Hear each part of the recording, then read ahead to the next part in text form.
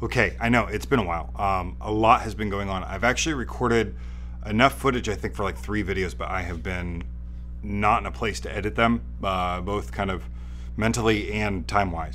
The big thing is my cutter went down.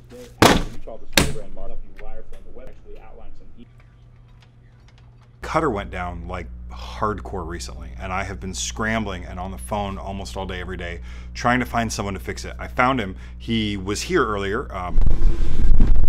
That's the cutter over there. Sorry, I broke something. He was here earlier and he's on his way back with the part to replace it. We're actually going to bypass kind of the whole thing that's broken. Instead of replacing the little parts, we're just going to kind of bypass around it, and it's going to work supposedly today. I'm really excited about that. Like I said, I recorded a lot of footage of stuff I wanted to show you, so I'm going to show you the highlights right now. Check out what I got in the mail. I got this box, and I hadn't ordered anything, so I opened it up. Dear Matthew, a mutual friend was on your website and noticed your Kluge needed this delivery rocker arm. This is this, and that's the part that's missing. It goes over there. Sick one. Say hi, sweet thing. Hi. Look at that. This is my buddy Ricardo.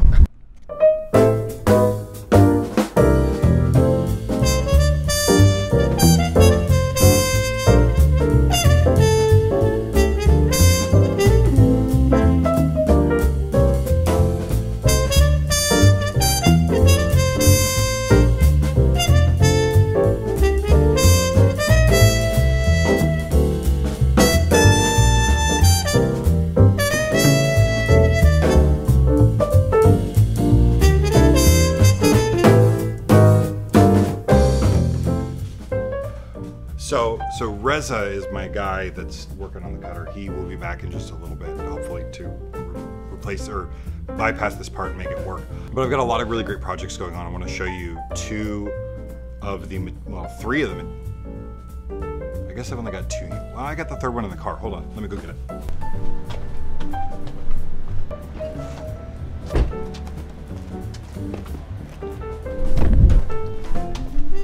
First one, I grabbed some on a whim because I have an idea that I want to do, but it's some beautiful carbon fiber samples, and I've got, like, you know, matte and gloss and all that kind of stuff. But this stuff, I've already got some really great ideas for how to use this. I love this silver carbon fiber. A lot of what I do is pretty masculine. Obviously, this kind of takes it to the next level. So does this next one.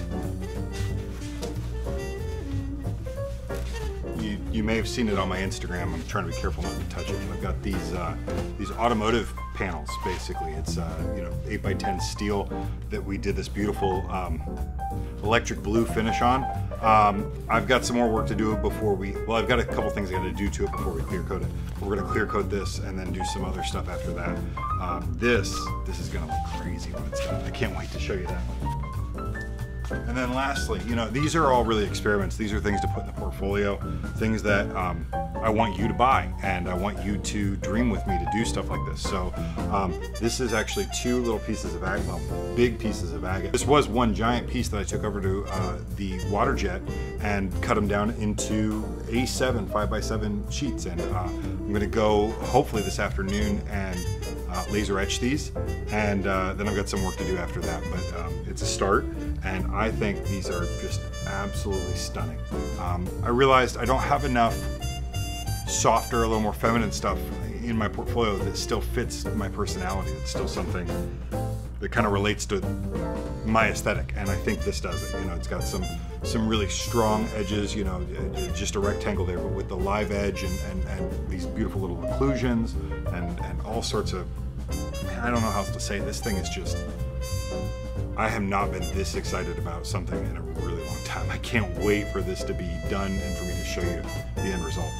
I did have something I wanted to discuss for a second. I want to hear your thoughts on it, particularly if you're a wedding photographer or a fellow stationer. One of the things that comes up in a lot of the Facebook groups and other kind of social groups for stationers that I'm a part of, one of the things that comes up a lot is the idea that professional photographers' photos of stationery tends to not show off the stationery very well. That's the kind way of saying it. I've heard other people say it not so kindly. The light, airy look that's really prevalent in wedding photography, and a lot of the way wedding photographs are edited in post-processing. Well, there are two problems. One is this. The way photos are edited tends to minimize the details of stationery. Yeah, it may look great on flesh tones. It may look great for a ring shot or a ceremony shot, but when you go really high exposure and wash stuff out, you can't read the text on an invitation. And like, what's the point in showing a picture of the invitation if you can't read it? I don't get it. The other thing is, a lot of times photographers might not necessarily be the best stylists. Forgive me, some of you are wonderful at it, but there are others of you that are really wonderful photographers, but when you style the stationery, it just doesn't show it well. I'm actually taking a class online on flat lays because, you know, the way I shoot my work is very masculine on these, you know, on these stone backgrounds with no additional props or styling. It's stark. I love it, but I also understand that you, my potential client, might not tell a good enough story, a compelling enough story. So I'm learning to tell a better story. And what I've found is that a lot of wedding photographers don't tell really great stationary stories with their flat lays. Now, granted, most of the rest of the wedding, most of it, doesn't require any styling at all. That's literally what the wedding planner and designer are there to do, to make it beautiful. That's what hair and makeup is there for. All that stuff is kind of taken care of. But things like ring shots and stationary shots are typically the domain of the wedding, of the photographer. And I have found that a lot of times they are not styled in ways that are complementary to the invitation. You may know that I tend to put a lot of things on the backs of invitations. I believe that stationery that doesn't have a second function isn't very valuable. If you give it a second function, it has a better chance of having a long life. And I find that photographers tend to not shoot the backs of my stationery. So I show my shots of my stationery more than professional shots because that gets missed a lot. It's an interesting conversation. I don't know what the answer is. I think there's probably a space for existing wedding photography workshops to include styling of stationery. I think it's a really great idea. Who's doing that? If you know someone doing that, put that in the comments below so other people can find it. It's not the biggest problem in the world. It is a little frustrating to have, to create a beautiful product and have it be included in a stunning celebration crafted by a wedding planner, a wedding designer, floral design, caterer. All these people do all this great work, and the photographs that show off the rest of the work don't show off our work as well, stationer's work. And it kind of just feels a little lackluster. Or sometimes I think, I mean, I've had photographs of my stationery that really did a disservice to it and made something that I thought was beautiful look really ugly. It happens. So I'm interested to know, how do we fix that? I don't have any solutions. Do you? Anyway, I wish I could have shown you more of the footage that I've taken. All sorts of stuff has happened, but I've just got to get some of these out because I miss you. Hopefully you miss me. I'm not gonna wrap up yet because I know that Reza's coming back. I'm gonna remember Reza. I know that Reza's coming back, and hopefully that means the cutter will be working within the hour. And if that's the case, we are gonna have a dance party.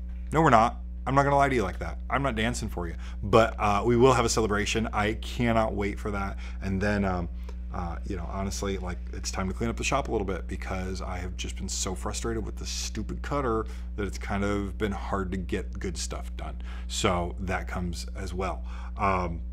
Hopefully we'll wrap up with that. We'll see in just a second.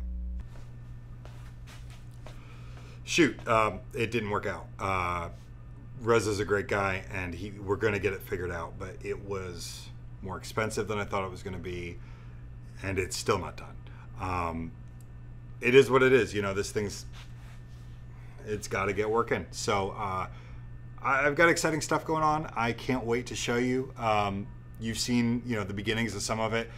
If you want to see it, if you're excited to see it, subscribe. Make sure you're subscribed to this channel. Tell somebody you know, please. If you have any thoughts about photography for stationery, leave them in the comments below. I'd love to hear from you. And if you're as excited as I am about what comes next, make sure you're subscribed. Until next time, see you later.